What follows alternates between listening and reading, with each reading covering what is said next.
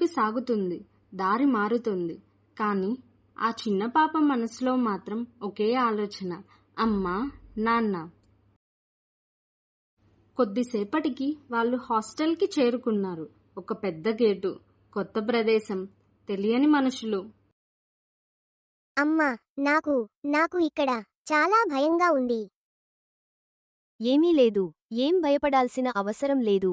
ఇక్కడ చాలా మంది పిల్లలు ఉంటారు. నీకు మంచి ఫ్రెండ్స్ కూడా దొరుకుతారు హైమా. నువ్వు అలవాటు పడిపోతావ్. మీరు టెన్షన్ పడొద్దు. మేము పిల్లలను బాగా చూసుకుంటాం.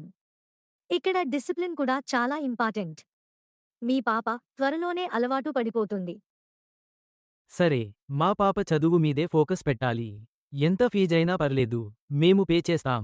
భవిష్యత్తు బాగుండాలి, అదే మా ఆశ. అమ్మా, నేను ఇక్కడ ఉండను. ప్లీజ్ నన్ను తీసుకెళ్ళండి.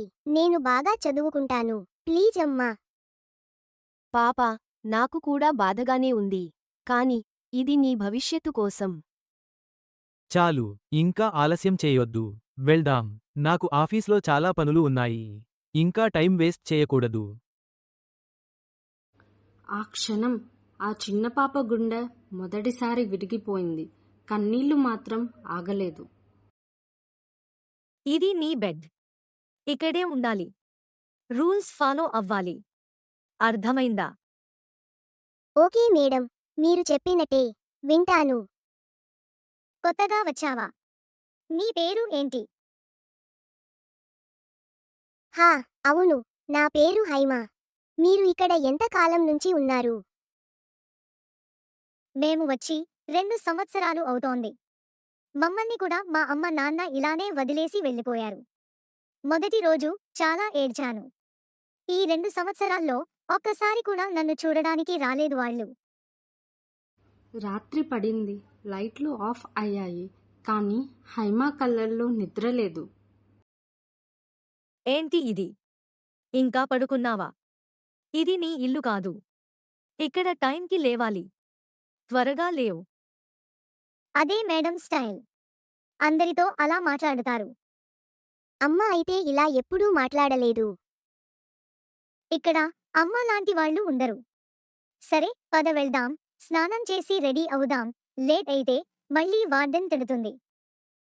ఏంటి ఇక్కడ ఇంతమంది లైన్లో నిల్చున్నారు? రోజూ ఇలా ముందే లేచి ఇంతసేపు లైన్లో నిల్చోవాలా స్నానం చేయడానికి? ఇది హాస్టల్ హైమా. ఇక్కడ మనకి నచ్చినట్టు ఉండలేం. అన్నిటికీ అడ్జస్ట్ అయిపోవాలి తప్పదు. ఒక్క రాత్రిలోనే హైమా జీవితం మారిపోయింది.